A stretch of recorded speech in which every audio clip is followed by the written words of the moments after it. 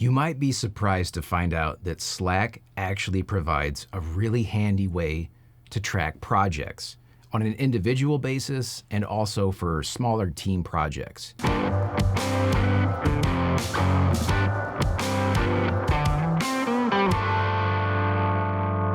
Jira is a great example of a project management solution that fits the company level type projects. So projects that need more visibility, involve more stakeholders and teams, cross-functional collaboration, visibility from a business standpoint and a resourcing standpoint as well. And it might be too much for things like tracking your daily tasks or tracking ongoing projects with a smaller team. Slack offers a great way to leverage the collaboration you're already doing in the tool, such as sharing files, commenting, making quick decisions that might only impact the immediate team you're working with. And again, on an individual basis, it can be really handy to just track daily tasks that you don't want to lose sight of. Let's take a look at two really handy features in Slack: Slack Canvas and the list feature.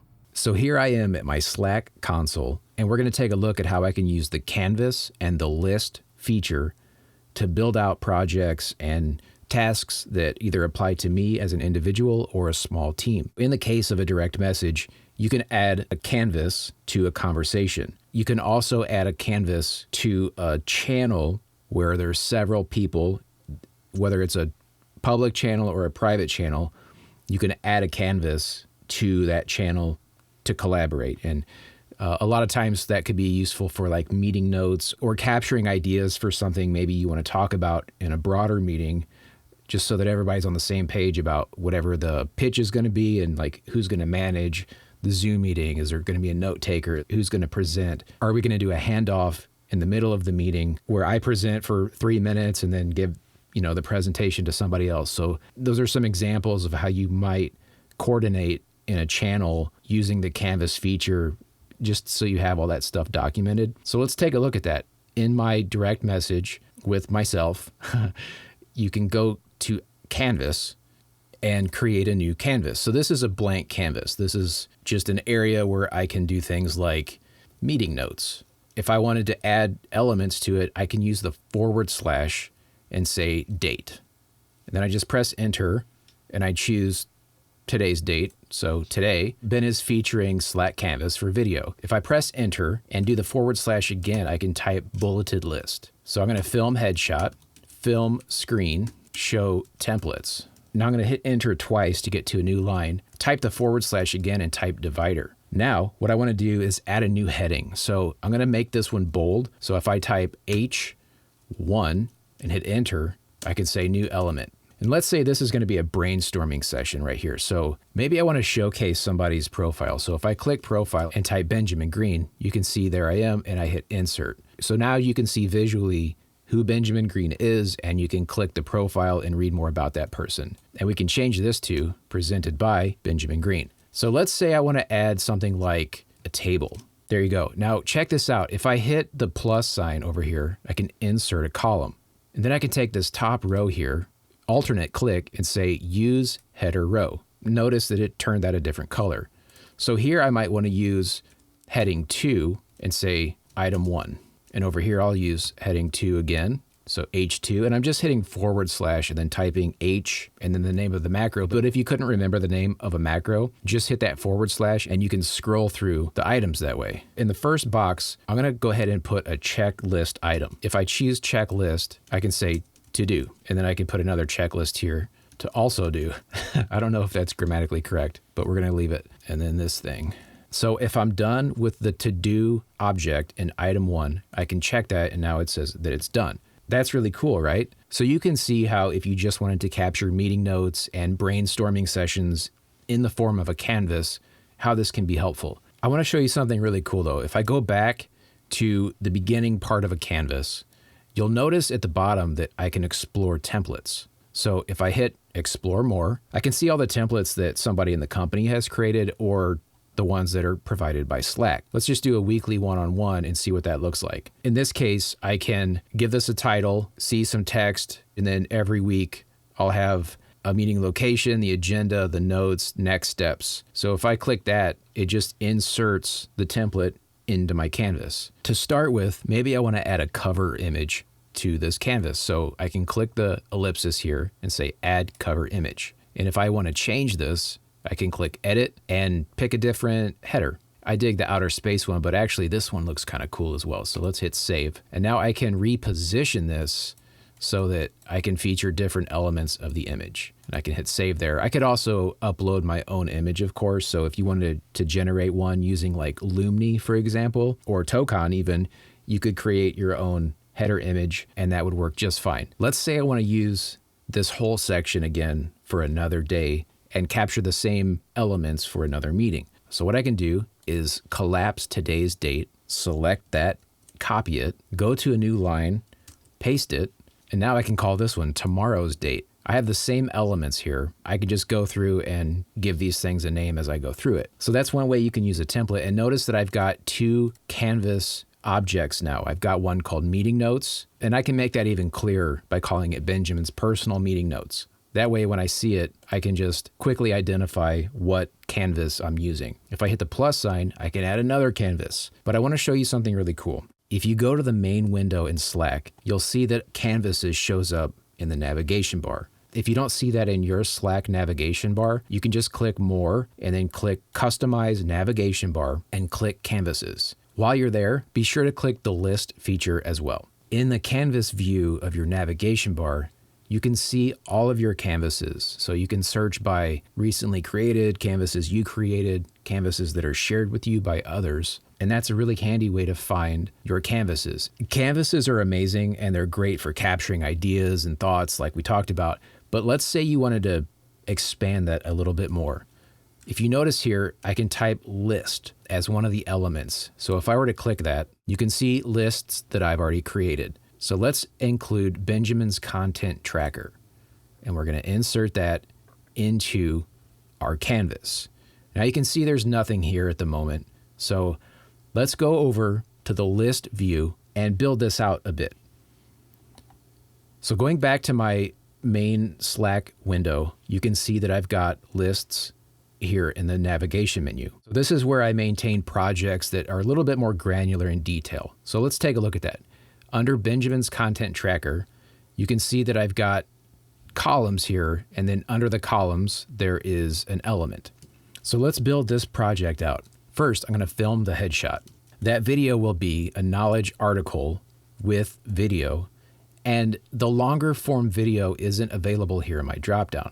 So let's go to media type, and we're going to edit this field and include long form video. Now, when I hit enter, you can see that there's a color assigned to this. Now I can change the color by going here. I've already got a gray one picked.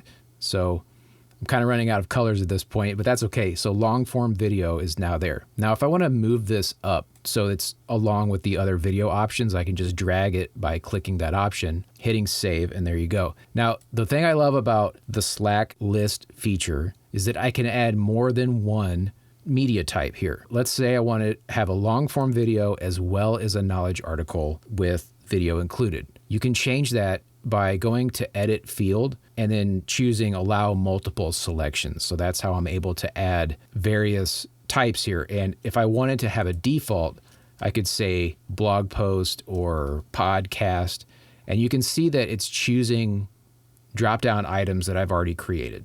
So I'll hit cancel there. Now let's say I want to type notes, but I don't want to see in this tiny little box here. So I can come here and open the item, go to the meeting notes, and now I can see a bigger view of the meeting notes section. So if you look here in my meeting note, you'll see that I have created additional tasks for myself within a task.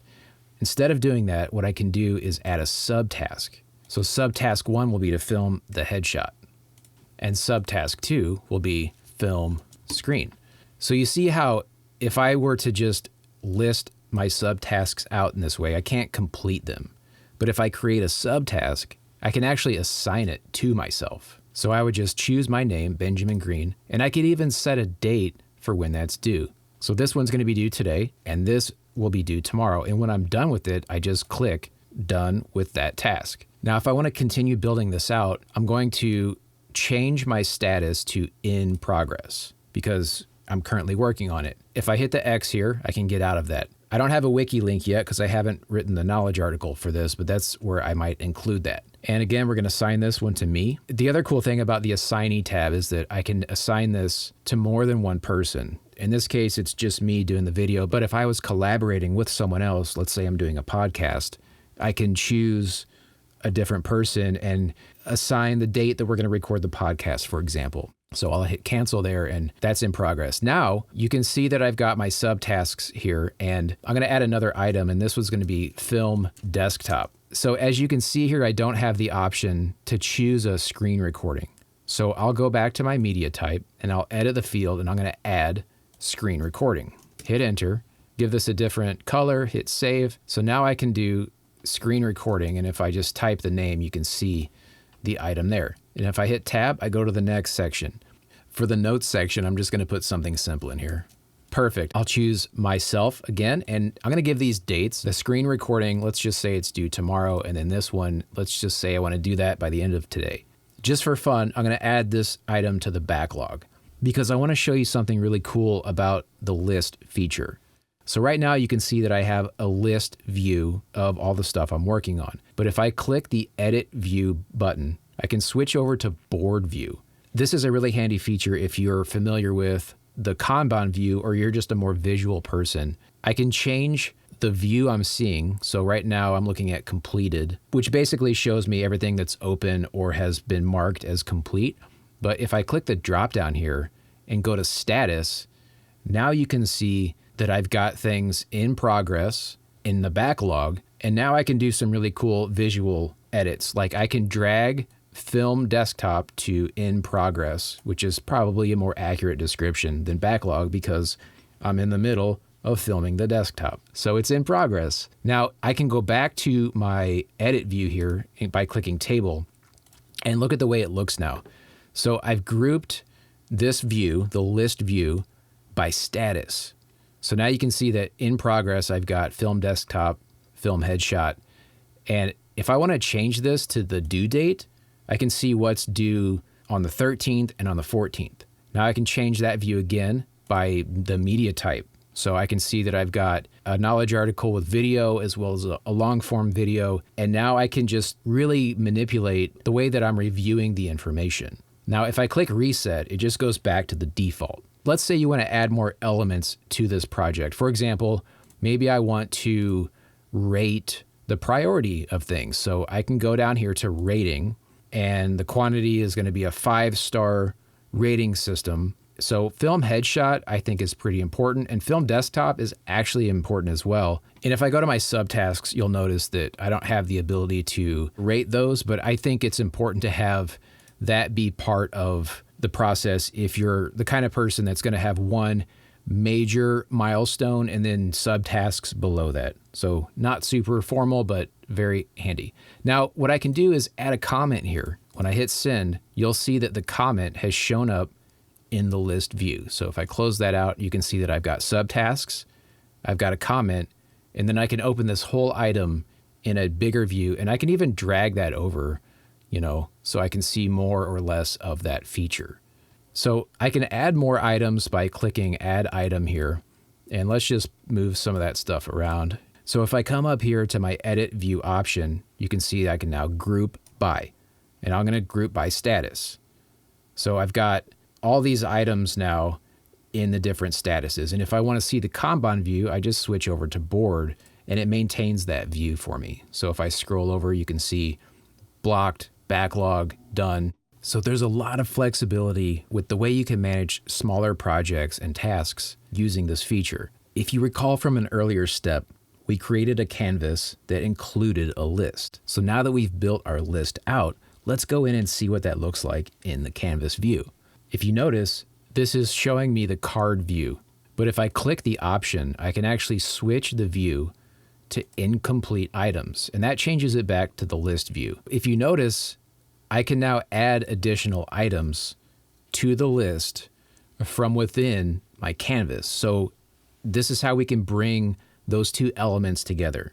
Even though I created them separately, I've now merged the two elements into one singular view, which is pretty cool. I can even go to the subtask view from within my canvas and see all of those really amazing features that we've built in to our custom list. The other way you can go about this is by clicking the plus sign in the bottom left of Slack, and you can see list and canvas. So if I click list, it opens a blank list. Now I can share this to either another individual or directly to a Slack channel. I hope this has been helpful for you and that your ideas are already starting to brew around how you might use the list and the canvas feature for your own collaboration needs. Thank you so much for watching. I really hope you got something out of this short video about Slack Canvas and the list feature to further your team collaboration, manage individual projects and tasks, and to get even more out of a productivity tool you're using on a daily basis. Thanks again.